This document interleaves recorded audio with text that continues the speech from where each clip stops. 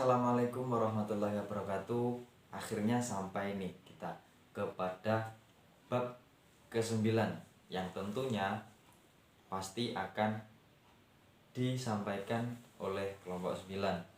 Dalam kelompok 9 ini ada 3 orang anggota kelompok, yaitu yang pertama saya sendiri, saya bernama Muhammad Khalid.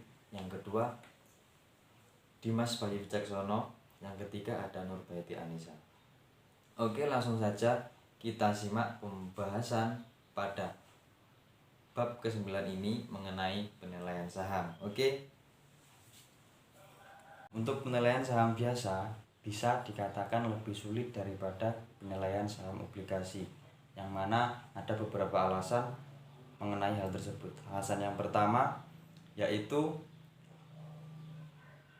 arus kas yang dihasilkan oleh saham biasa tidak dapat pernah diketahui terlebih dahulu. Yang kedua, arus kas saham biasa tidak memiliki jatuh tempo. Yang ketiga, tingkat keuntungan yang disyaratkan oleh pasar untuk para penilai saham itu tidak ada cara yang mudah untuk menentukannya. Dan nilai saham biasa ditentukan oleh nilai sekarang saham yang dihasilkan di masa yang akan datang. Mengenai arus kas penilaian saham bisa dicontohkan dengan sebuah kasus, yaitu misalkan Anda ingin membeli saham pada hari ini dan Anda akan merencanakan untuk menjual saham tersebut pada waktu 1 tahun kemudian dengan harga 7 juta rupiah, dan Anda akan memprediksi saham tersebut akan mengembalikan dividen kepada Anda sebesar 1 juta rupiah per saham.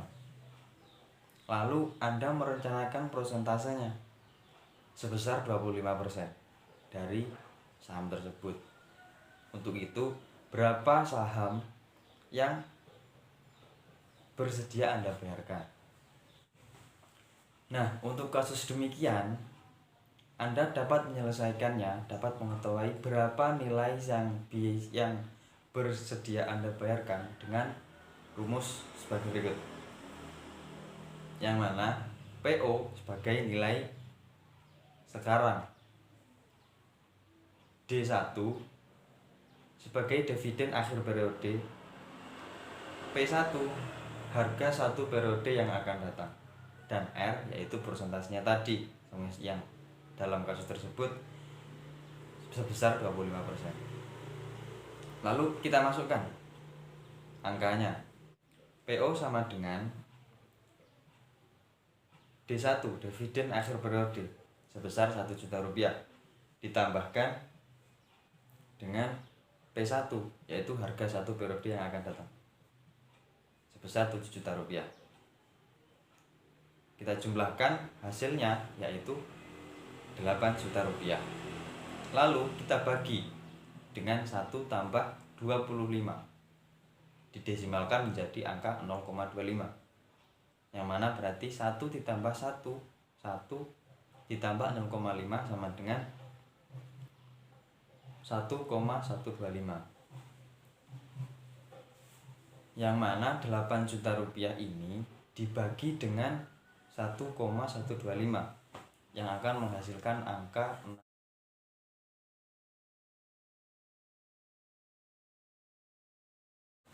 Nah, selanjutnya untuk menentukan berdasarkan apa yang dibahas di atas tadi, untuk penentuan saham bisa melalui beberapa pendekatan, yang mana pendekatan penilaian saham yang pertama yaitu pendekatan dividen tetap atau zero growth dividend,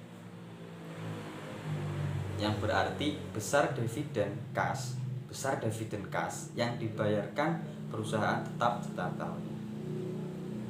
Yang kedua, pendekatan dividen dengan pertumbuhan tetap atau constant growth dividend, yaitu perusahaan membayarkan dividen kas setiap tahunnya dengan pertumbuhan yang tetap. Yang ketiga, pertumbuhan dividen yang tidak tetap atau non-constant growth dividend. Pada hal ini, pembayaran dividen cash perusahaan tidak ada yang tetap sepanjang tahun. Yang keempat, yaitu komponen tingkat keuntungan yang disyaratkan atau required rate of return, yaitu dividen cash yang diharapkan dibagi dengan harga saham sekarang. Nah, selanjutnya ciri-ciri saham biasa dan saham istimewa. Dalam ciri-ciri saham biasa ini, saham biasa dapat berbeda makna dengan orang yang berbeda pula, tetapi biasanya digunakan untuk saham yang tidak memiliki keistimewaan. Ciri-ciri yang pertama saham biasa yaitu hak pemegang saham, yang mana secara konseptual struktur suatu perusahaan mengasumsikan bahwa pemegang saham memilih direksi, yang mana direksi ini dipilih pada rapat umum pemegang saham yang dilaksanakan secara tahunan melalui one share one vote atau voting. Nah, ciri-ciri yang kedua yaitu permanent right. Perusahaan yang menerbitkan saham baru dapat memberikan hak istimewa kepada pemegang saham lama untuk membeli saham tersebut sebelum dijual atau dipromosikan kepada investor baru. Yang mana hal ini dilakukan karena untuk menghindari terjadinya pengendalian perusahaan dari pemegang saham lama kepada pemegang saham baru. Nah, ciri-ciri yang ketiga yaitu value of right. Nilai, value adalah nilai. Suatu hak dikatakan bernilai apabila hak tersebut memungkinkan pemegang saham untuk membeli saham baru dengan harga yang lebih rendah dari harga pasar, atau bisa dikatakan mendapatkan diskon. Potongan harga ini diberikan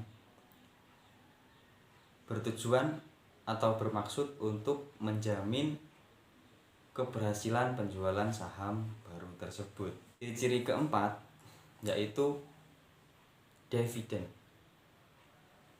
Dividen merupakan pembayaran yang dilakukan oleh perusahaan kepada pemegang saham, baik berupa kas maupun saham.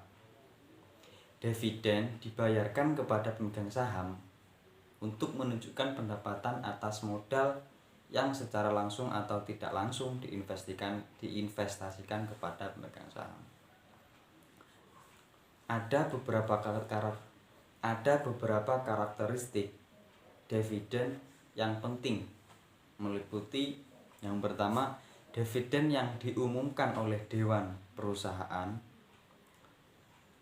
Dividen yang diumumkan oleh dewan direksi perusahaan bukan merupakan kewajiban perusahaan, tapi perusahaan tidak bisa dinyatakan bangkrut karena tidak mengumumkan pembayaran dividen.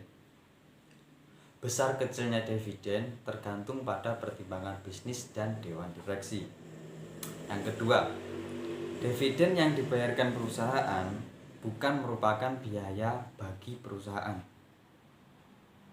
Dividen tidak bisa dikurungkan untuk diperjualbelikan. Dividen tidak bisa dikumpulkan untuk maksud pajak perusahaan, karena dividen dibayarkan dari laba setelah pajak. Yang ketiga, dividen yang diterima masing-masing pemegang saham merupakan pendapatan yang bagi pemegang saham dan sepenuhnya dikenakan pajak pendapatan pribadi. Dividen yang diterima oleh perusahaan atas kepemilikan saham pada perusahaan lain sebesar 70% dibebaskan pajak, sedangkan sisanya 30% dikenakan pajak. Nah, selanjutnya saham istimewa. Namanya saja sudah istimewa, yang pasti sudah berbeda sangat dengan saham biasa tadi. Saham istimewa berbeda dengan saham biasa karena saham istimewa memiliki hak istimewa di atas saham biasa. dalam pembagian dividen dan pembagian sisa hasil penjualan aktiva jika perusahaan dilikuidasi. Untuk dividen saham istimewa ini dibayarkan terlebih dahulu daripada dividen saham biasa. Dan dividen saham istimewa itu jumlahnya tetap. Nah, hal ini berarti dividen ditetapkan berdasarkan nilai nominal saham istimewa. Dan jika pada suatu saat, pada suatu tahun perusahaan mengalami kerugian, maka hak pemegang saham atas dividen ini hilang. Tetapi jika perusahaan di tahun berikutnya memperoleh laba, memperoleh kesuksesan, maka perusahaan harus membayarkan dividen tahun yang lalu. Setelah itu baru membayarkan dividen tahun yang akan datang. Dan saham istimewa merupakan ekuitas yang ditinjau dari sudut hukum dan pajak pemegang saham istimewa itu sendiri. Pemegang saham istimewa biasanya tidak memiliki hak suara. Untuk saham istimewa memiliki ciri yang berbeda Saham istimewa memiliki ciri-ciri yang berada di antara utang dan ekuitas. Saham istimewa memiliki ciri seperti utang karena saham istimewa memiliki dividen yang tetap, sedangkan memiliki ciri seperti